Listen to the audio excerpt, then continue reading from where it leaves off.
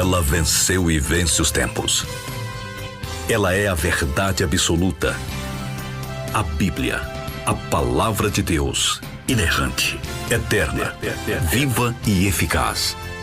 Porque nem só de pão viverá o homem. Ouça agora a palavra de Deus.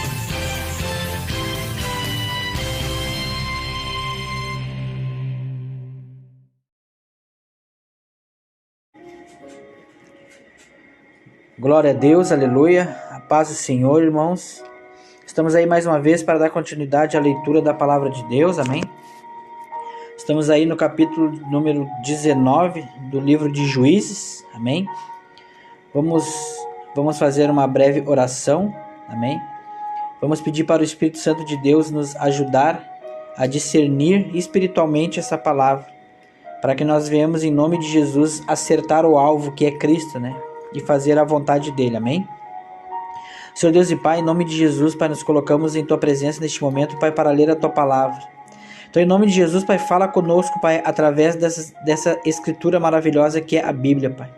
Fala conosco, Pai, para que nós venhamos criar o entendimento, para que nós venhamos renovar a nossa fé e corrigir os nossos erros, Pai, dentro da Tua palavra, Pai.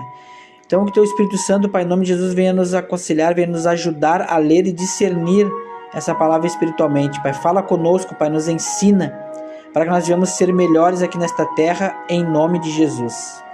Amém, glória a Deus.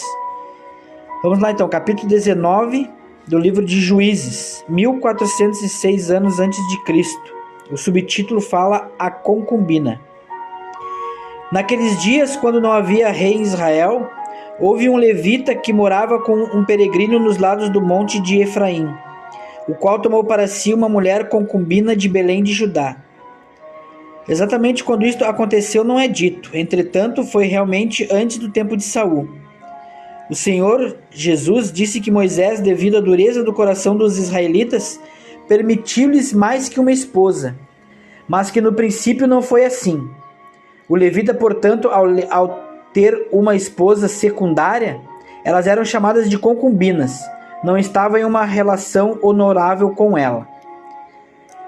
E sua concubina, porém, adulterou contra ele, e se foi dele para a casa de seu pai em Belém de Judá, e esteve lá por um tempo de 4 meses.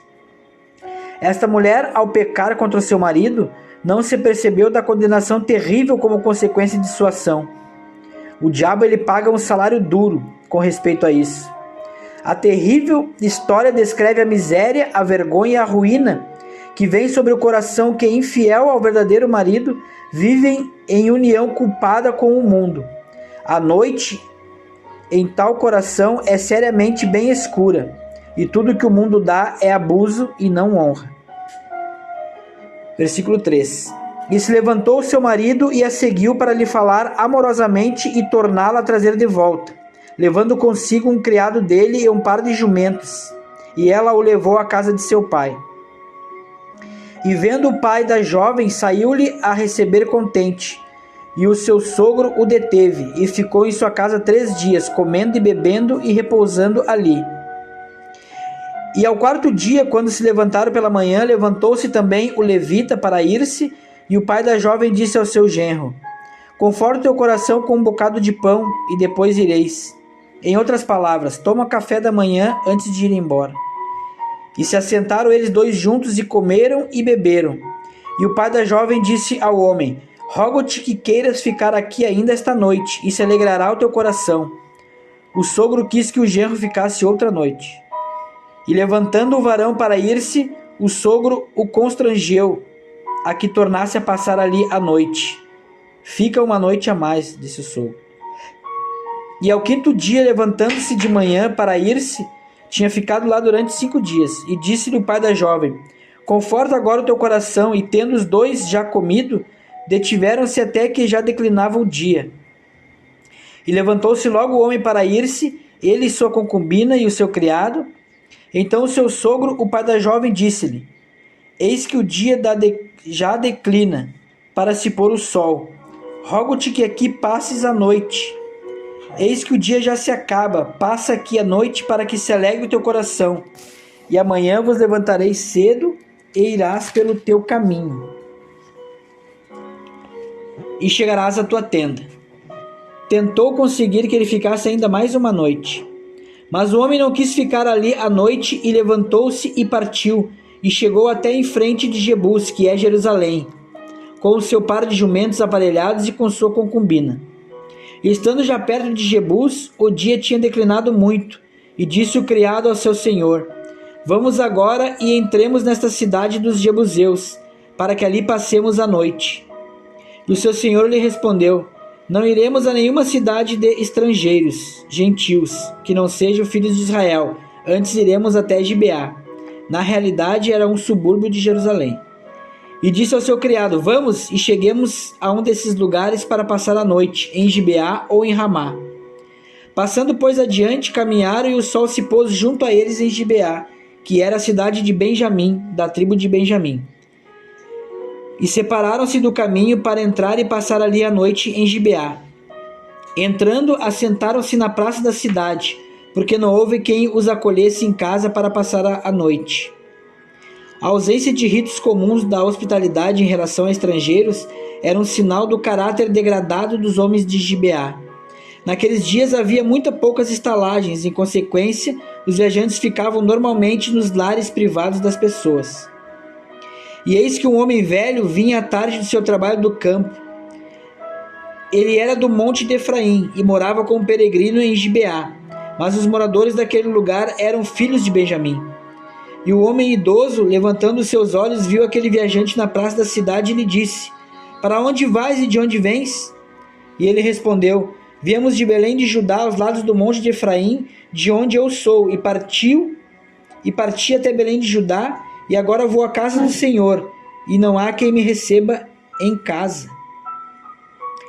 Nenhum homem me dá alojamento, a casa do Senhor. Provavelmente se refere ao tabernáculo em Siló. Entretanto, nós temos palha e pasto para os nossos jumentos, e também temos pão e vinho para mim e para a tua serva, e para o criado que está com teu servo.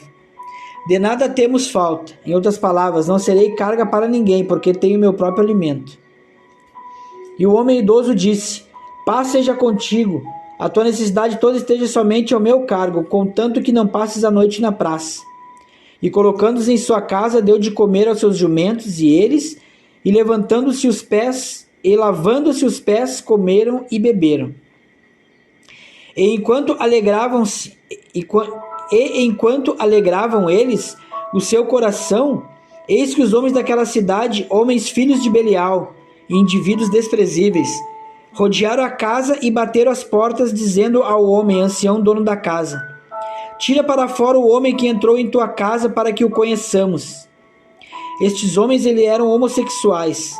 Teria sido melhor para o levita ter passado a noite com os jebuseus pagãos do que com os supostos filhos de Deus, porque estes últimos já tinham chegado a um estado mais vil que aqueles outros.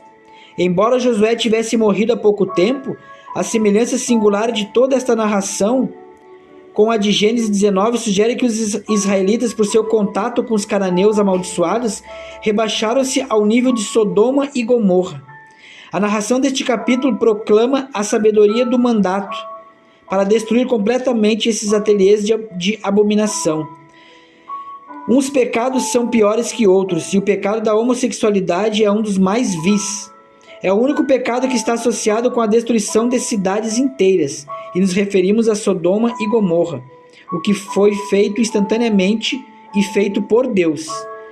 Os Estados Unidos, e especialmente este país, devido à grande luz do Evangelho que foi ali proclamado, em última instância enfrentará o julgamento de Deus por sancionar os assim chamados matrimônios homossexuais.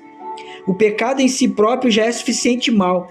Entretanto, ao tornar legítimo aquela prática, o que uma nação está fazendo, em última instância trará sobre a cabeça deles a ira de Deus, e justamente. Meu Deus, é forte. E saindo a eles aquele varão, o dono da casa disse-lhe: Não, meus irmãos, peço-vos que não cometais este mal, porque este homem entrou em minha casa, não façais esta maldade. Eis aqui a minha filha virgem e a concubina dele. Eu as tirarei para fora, humilhai-as e façam o que elas como bem lhe parecer.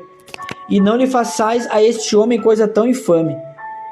A última noite de Ló em Sodoma dá uma ilustração similar das profundezas repugnantes nas quais os homens se afundavam quando deixam de reter de Deus o seu conhecimento. Mas aqueles homens não quiseram ouvir por isso. Tomando aquele homem a sua concubina, tirou-a para fora. E eles a conheceram e abusaram dela toda a noite, até a manhã. E a deixaram quando apontava a alvorada. Que desprezível foi o marido dela, que permitiu tal coisa. E quando já amanhecia, a mulher veio e caiu diante da porta da casa daquele homem, onde seu senhor estava, até que clareou o dia. E levantando-se de manhã o seu senhor, abriu as portas da casa e saiu para seguir o seu caminho, e eis que a mulher, sua concubina, estava estendida diante da porta da casa, com as mãos sobre a soleira. E ele disse: levanta-te e vamos, mas ela não respondeu. Então o homem a levantou e a pôs sobre o seu jumento e foi para o seu lugar. A mulher morreu devido ao abuso que tinha sofrido na noite anterior. Que Deus nos ajude. E chegando à sua casa, tomou ele um cutelo e pegou a sua concubina e a despedaçou com seus ossos em 12 partes, e as enviou por todos os termos de Israel. E todos os que viam aquilo diziam: jamais se tem feito nem visto tal coisa desde o tempo em que os filhos de Israel subiram da terra do Egito até hoje. Analisai isto, considerai e falai. Os últimos capítulos do livro de Juízes descrevem a escuridão moral que se assenta sobre uma nação ou uma igreja. Quando a Bíblia é ignorada e os homens seguem ensinamentos religiosos e sociais de sua própria imaginação e coração. O sentimento geral da nação inteira levou-o a convocar um concílio nacional para decidir o que fazer. Ao menos, apesar de sua covardia, o levita teve o êxito em despertar a indignação das 12 tribos para vingar este terrível mal. Amém? Glória a Deus. Capítulo forte, né? Capítulo que fala de assassinato, estupro. Amém? Capítulo que fala sobre homossexualidade.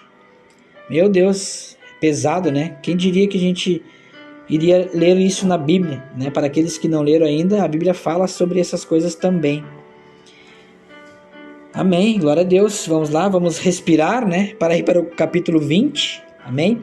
Aqui Deus mostrando qual degradação, né, que os filhos de Deus, entre aspas, estavam, né? Isso aqui eram cristãos, irmãos, eram pessoas de Deus, da igreja, né, que se diziam ser de Deus. Estavam aí na prática homossexual, amém? E nisso aí, homossexualidade, assassinato, né? Nós estamos aqui para julgar, cada um faz o que quer de sua vida, né? Mas dentro da palavra de Deus isso é pecado, amém? E nós, como cristãos, a gente respeita, amém? Né? Cada ser do jeito que ele é, amamos a todos, mas a gente não pode concordar com esta prática, né? Devido a gente seguir a palavra de Deus, amém? E aqui então eu creio que no próximo capítulo será mais forte, amém? Porque aqui a gente vemos ali que o marido da concubina a despedaçou, né? E mandou cada pedaço dela. Pensa numa frieza, né? É de se imaginar esta cena, né? Esse capítulo todo aqui a gente fica imaginando a cena e é muito forte, parece mais um filme de terror, amém? Mas isso é a tal grau que o próprio povo de Deus, ele pode chegar se ele estiver fora da presença do Senhor, né? Que nós devemos prestar bem atenção que não estamos livres se a gente se deixar se levar, amém? Por este mundo, ou se deixar levar, né? Pela prática desse mundo aí que vemos. Deus aqui fala sobre Sodoma e Gomorra, né? Então vamos lá, vamos ficar aí firmes, fortes, vamos continuar lendo a palavra de Deus, amém? Vamos nos dedicar, né, à palavra para que nós não venhamos cair em tal degradação assim como o povo de Israel. Um povo, né, que teve aí um passado glorioso, que viu Deus abrir o mar vermelho, que tem toda uma história, né, que eles viram com os próprios olhos. Mas a palavra de Deus disse Jesus: bem-aventurado aqueles que não viram e creram. E ele estava falando de nós. Amém? Vamos orar a Deus, então, Senhor Deus e Pai. Em nome de Jesus, muito obrigado, Pai, por mais uma vez o Senhor ter falado conosco, Pai. Palavra forte, palavra que toca ao coração, que toca a mente, Pai. Palavra que ela nos exorta, para que nós venhamos prestar bem atenção naquilo que estamos fazendo, Pai. Para que nós não venhamos cair em tal degradação como o povo de Israel naquele tempo caiu. Que nossa mente, que nosso coração, Pai, venha estar em Ti, para que nós não venhamos cair de uma tal forma, Pai, Nos ajuda, Espírito Santo, nos ajuda, em nome de Jesus, a não nos deixar levar por este mundo, mas que nós devemos renovar a nossa mente em Cristo Jesus todos os dias para a honra e glória do Senhor. Amém? Glória a Deus, fique firme, fique na paz, fique na bênção. Compartilhe aí, entre lá no canal do YouTube, amém? Fogo e Poder RS. Entre lá, compartilhe, amém? Deixe um recado lá, fale o que você achou, o que você está achando, peça lá oração, amém? Você pode colocar lá o que você está achando. Clique no likezinho lá, na mãozinha do dedinho lá, que é para você, né? Clica no sininho também, que é para receber todos os dias que tiver vídeo novo. Vamos fazer o ID de Cristo, amém? Cada um ajuda como pode. Uns pregam dentro da igreja, outros pregam na rua, uns nas redes sociais. Vamos, enfim, pregar o evangelho a toda criatura, como disse Cristo. Independente, amém? Do jeito que for. Temos que proclamar o evangelho até que ele volte. Em nome de Jesus, amém.